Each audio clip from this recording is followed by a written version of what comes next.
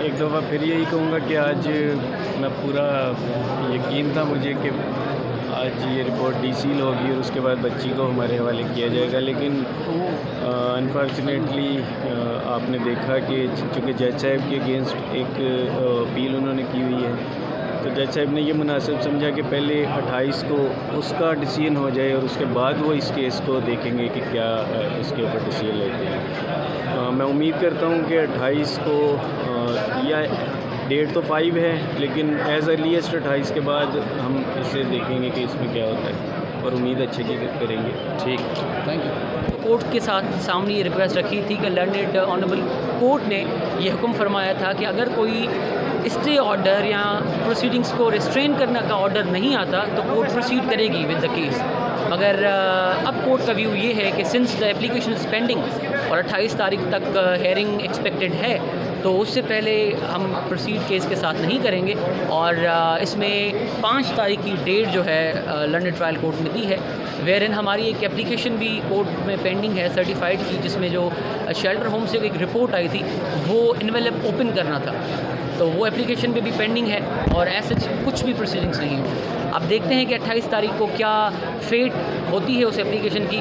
Apparently हमारे हिसाब से वो एप्लीकेशन मेंटेनेबल नहीं है, मगर it is to be decided by the learned DJ साहब, और वहाँ पे हम स्ट्रांगली कंटेस्ट करेंगे उस एप्लीकेशन को। फिर whatever the fate of that application is, नीचे वाली कोर्ट को हम इंटीमेट करेंगे और अकॉर्डिंगली प्रोसीड किया जाएगा। जब जुरिडिक्शन नहीं है तो इनके पास नहीं चलेगा, तो फिर ये केस कहाँ जाएगा? कौन सुनेगा? इसको मैजिस्ट्रेट सुनेगा, यानी मेन केस से हट जाएगी। जब मैजिस्ट्रेट साहब सुनेगा तो हम उसको वहाँ लीगल असिस्टेंस देंगे एज पर लॉ। लेकिन जो भी ऑर्डर हो, देखिए कोई भी ऑर्डर होता है कोर्ट का, अगर वो कोरम नॉन जुडाइस हो, कोर्ट को अख्तियारी ना हो, तो उसकी लीगल कोई सेंटिटी होती नहीं। फारूक साहब, बच्ची के लेटर्स और मजिस्ट्रेट ने एक विज़िट किया, उस हवाले से हमें बताया गया कि वो भी अदालत में रखा गया कि बच्ची घर वापस जाना चाहती है, आज खुद भी, तो उस हवाले से आप क्या कहते हैं? जी, हमने वजह फरमाया, हमने दोस्तों की वीलॉग्स पे सुना तो हमें पता चला कि इस तरह की कोई बात है। हमने अब सर्टिफाइड एप्लीकेशन की कोर्ट में कि ऐसे कोई लेटर्स अगर कोर्ट के पास आए हुए हैं तो मेहरबानी करके हमें दिए जाएँ सर्टिफाइड कॉपी, लेकिन कोर्ट ने हमें कहा कि ऐसे कोई लेटर हमारे पास नहीं आए, इसलिए हम आपको सर्टिफाइड कॉपी नहीं दे सकते। तो सर, जो विज़िट करते हैं मजिस्ट्रेट साहब एक चाइल्ड प्रोटेक्शन यूनिट का, उसका भी बताया गया कि उन्होंने भी एक दरख्वास्त बल्कि बच्ची की तरफ से दी है कि बच्ची ये कहना चाह रही है कि वो अपने घर वापस जाती है। बच्ची ने तो तकरीबन 8 से 9 फोरम पे पहले बच्ची कह चुकी है कि मैं वालिदैन के साथ नहीं जाना चाहती हूँ, तो उस बात को ट्रिपल एसर्शन के कोर्ट में कहा है उन्होंने, और उसमें वो अटेस्टेड कॉपियाँ मौजूद हैं, रिकॉर्ड पे ऊपर मुझे हाई कोर्ट में कहा है, उस बात को ज़्यादा वैलिडिटी होगी या जो आप फरमा रहे हैं उसको ज़्यादा वैलिडिटी। ठीक है सर, थैंक यू। वैसे अगर आखिरी सवाल है, मतलब जितना केस सर लंबा चलेगा, बच्ची अभी तक वहाँ पर जो है यूँ समझेगा अकेली रह रही है, तो उनकी सेहत के लिए भी जो है अच्छे असरात मुरतब नहीं हो रहे, तो उस पर क्या कहना है? हम तो ये कहते हैं कि बच्ची को ज़हीर के हवाले किया जाए, इसलिए हमने गुजारिश भी की थी, और असल जो है नो केस हाई कोर्ट पहले ही कह चुकी है, जब केस ही नहीं है और चाइल्ड रजिस्ट्रेशन मैरिज एक्ट की जो बात है वो एप्लीकेबल नहीं है, क्योंकि पंजाब का मैरिज रजिस्ट्रेशन एक्ट एप्लीकेबल है।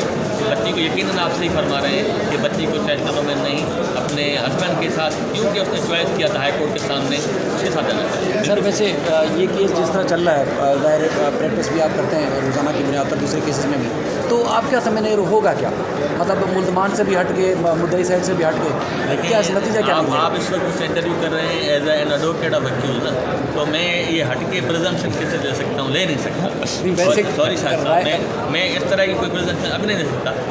आपके साथ बैठेंगे इंशाल्लाह। एक राय, जैसे आपकी ये राय है कि Sindh child registration marriage act वाला जो ये केस है, ये एडीजे साहब नहीं सुन सकते, मजिस्ट्रेट साहब सुन सकते हैं, तो उस एक्ट में क्या ये लिखा होगा कि अगर जिसकी मतलब इस तरह अगर मुबैना तौर पर ये दूल्हा होगा, क्या लड़की उसके हवाले की जा सकती है, अगर जिसमें Sindh child registration marriage act का इतलाक भी हुआ हुआ है? आप 364 को छोड़ दें। जी, मैं सिंध अदालत में एतमाद ना होने की वजह क्या है, और आज खासतौर पर क्या होगा, कोर्ट ने फिक्स रखा था आज केस में? आज मैटर फिक्स था ट्रायल कोर्ट में, और हम अपियर हुए, हमने एप्लीकेशन दी है जजमेंट की कि कोर्ट मेहरबानी करके इस केस को एडजर्न करें, क्योंकि हमने ट्रांसफ़र एप्लीकेशन मूव की हुई है बिफोर दी सेशन कोर्ट, जो मजाज है, और जिस कोर्ट ने इस कोर्ट को केस भेजा था, तो वो कोर्ट ने जो अभी तक चार्ज फ्रेम नहीं हुआ तो इस कोर्ट को अख्तियार है कि ये कोर्ट सेशन कोर्ट को अख्तियार है कि वो इस केस को ट्रांसफ़र करके किसी और एडिशनल सेशन जज के पास या अपने पास रखने की बजाय। तो सर बहुत सारे फैसले इस कोर्ट से भी आपके हक में हुए हैं, तो अब क्या ऐसी बात है कि आप एतमाद नहीं रहे अदालत जी, हमने सिर्फ़ और सिर्फ दो चीज़ें इसमें हमें हैं जो कंसर्न, रियल कंसर्न हमारे पास आए हैं। सबसे पहले तो कॉग्निजेंस वाला मामला, उस केस में जब कॉग्निजेंस ली गई तो हमें बिल्कुल नहीं सुना गया। ये और रिकॉर्ड की बात है, मैंने इससे पहले भी आपके भी इंटरव्यू में ये बात की भी थी और ये बात हमने कोर्ट में भी की कि हमें कॉग्निजेंस के वक्त हमें बिल्कुल नहीं सुना गया। कोर्ट ने कहा कि हमने फला सेक्शंस में कॉग्निजेंस ली है और ये उनका ऑर्डर है। तो लेकिन on the contrary complainant prosecution के वकील के डीपीपी साहब और कंप्लेनेंट के वकील को जज साहब ने चैम्बर में 3-3 घंटे सुना और अनफॉर्चुनेटली हमें 1 मिनट के लिए नहीं सुना गया। हमें ये कंसर्न था, एक बात। तो दूसरी बात, जिस दिन मेरे एसोसिएट अपीयर हुए, जब उन्होंने एप्लीकेशन फाइल की कि बच्ची की कस्टडी को हैंडओवर की जाए, एक इसमें और एक बात है कि फैमिली कोर्ट ने, GNW की कोर्ट ने कस्टडी इंटीरियर हैंडओवर करने के खिलाफ ऑर्डर किया हुआ है। उन्होंने एप्लीकेशन डिसमिस की हुई इनकी।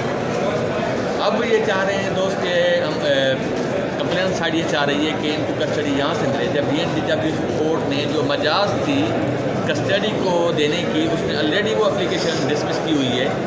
और इस केस में ये क्रिमिनल ट्रायल चल रहा है और क्रिमिनल ट्रायल में जो बच्ची है वो विटनेस है, उसको हाई कोर्ट ने कहा है कि स्टार विटनेस है। अगर स्टार विटनेस को उनके हवाले किया जाएगा तो यकीनन उसका माइंड पे रिड्यूस होगा, एक बात। दूसरी बात, जो उस दिन केस लगा हुआ था और मेरा एसोसिएट असगर साहब उस दिन पहुँचे तो इमरान नासिर साहब ने कहा कि सर ये मैटर कॉन्फिडेंशियल है और लिहाजा इनके एसोसिएट को आप बाहर भेजें। उस पर वकील जज साहब ने ऑर्डर फरमाया और कहा कि मेरे से क्या आप बाहर जाएं। जब उन्होंने आके मुझे फ़ोन किया तो मैंने कहा बेटा ये एक लीगल प्रोसीडिंग है, हम इसकी पार्टी हैं और पार्टी को ये राइट है, इवन इन कैमरा ट्रायल चल रहा हो तो भी पार्टी और कंसर्न एडवोकेट को अख्तियार है कि वो आएंगे और अपीयर होंगे। तो जज साहब का ये कहना गलत है, आप दोबारा जाके रिक्वेस्ट करेंगे सर जो प्रोसीडिंग आपके पास हो रही है काइंडली हमें सुनने का मौका दें। लेकिन जज साहब ने अगेन उनको बाहर निकाल दिया और कहा कि आप बाहर जाएं। ये जो कंडक्ट है कोर्ट का, ये अगेंस्ट वैसे कहूँ डिग्निटी ऑफ काला कोर्ट एडवोकेट के ख़िलाफ़ है। मैं हम पार्टी हैं उस केस में और हम पार्टी को नहीं सुना जाएगा। ऐसा कौन सा कॉन्फिडेंशियल मैटर था? कोई केस, हमारे केस के हवाले से बात हो रही थी और केस में एप्लीकेशन थी, कोई साइंटिफिक फार्मूला एटम बम का तो नहीं हो रहा था ना वहाँ पे। ठीक है, फ़र्क जब जैसे दरख्वास्त है कि बच्ची वालिदैन के हवाले की जाए, कोर्ट या तो दरख्वास्त मंजूर करेगी या मुस्तरद करेगी। तो इस कोर्ट में दरख्वास्त मंजूर हो या मुस्तरद हो या दूसरे कोर्ट में केस ट्रांसफ़र हो जाए, वहाँ से मुस्तरद हो या मंजूर होगी, तो फिर वहाँ पर या यहाँ पर वो केस चलाने में क्या फ़र्क है? यानी कि अगर बहुत अच्छा सवाल किया आपने, बहुत अच्छा, ये लीगल सवाल मतलब इससे तासुर तो ये मिल रहा है कि केस लटकाया जा रहा है, मतलब ये केस दूसरी अदालत में या यहाँ रहे मुस्तरद होगी या मंजूर होगी। मैं आपके सवाल के तनाजुर में तमाम अहले इल्म, अहले अक्ल और अहले शऊर जो लॉ क्या अंडरस्टैंडिंग रखते हैं या पढ़ते हैं, उनसे गुजारिश ये है कि मेहरबानी करके चाइल्ड रिस्ट्रिक्शन मैरिज एक्ट को खोलें जिसके तहत वो एप्लीकेशन आई है कोर्ट और उसमें लिखा हुआ है कि ये केस सिर्फ़ और सिर्फ शल लफ्ज़ इस्तेमाल हुआ है, मजिस्ट्रेट साहब चलाएगा। ये जज साहब, एडिशनल जज साहब तो इस वक्त मजिस्ट्रेट नहीं है। जब इन्होंने ऑर्डर किया था अपनी एप्लीकेशन, जब कॉग्निजेंस की रिपोर्ट उनके पास आई थी चार्जशीट, उस पर ऑर्डर किया था एज अ मजिस्ट्रेट। अब वो he is no more magistrate. अगर वो कोर्ट जिस वक्त है वो इस वक्त एंटी रेप एक्ट कोर्ट समझ रही है अपने आप को, और एंटी रेप एक्ट का जो सेक्शन है 376 उसमें है ही नहीं, खुद कॉग्निजेंस नहीं ली। एक बात, जब वहाँ वर्ड इस्तेमाल हुआ है चाइल्ड रिस्ट्रिक्शन मैरिज में शेल नॉट, कोई भी कोर्ट नहीं कर सकती सवाए मजिस्ट्रेट के, तो ये कोर्ट मजिस्ट्रेट नहीं है, इसलिए इस पर किसी भी एप्लीकेशन पे कोई भी ऑर्डर नहीं कर सकती। एक लीगल एम्बार्गो है कोर्ट प्रोसीडिंग के ऊपर जो हमने उठाया हुआ। सर जैसे दरख्वास्त अगर मुस्तरद होगी या मंजूर होगी वो तो इस कोर्ट में हो या दूसरी कोर्ट में हो, यानी कि जो आपके जो आर्गूमेंट हैं उससे अदालत को आप मुतमईन कर लेते हैं तो दरख्वास्त मुस्तरद होगी यकीनी तौर पर कि स्टार विटनेस से बच्ची को हवाले नहीं किया जा सकता।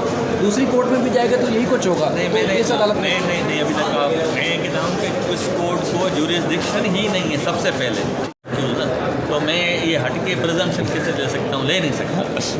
सॉरी साहब, मैं इस तरह की कोई प्रिजम्पशन अब नहीं ले सकता। आप साथ बैठेंगे इंशाल्लाह। एक राय, जैसे आपकी ये राय है कि Sindh child restraint marriage act वाला जो ये केस है ये एडीजे साहब नहीं सुन सकते, मजिस्ट्रेट साहब सुन सकते हैं, तो उस एक्ट में क्या ये लिखा हुआ कि अगर जिसकी मतलब इस तरह अगर मुबैना तौर पर ये दूल्हा होगा क्या लड़की उसके हवाले की जा सकती है?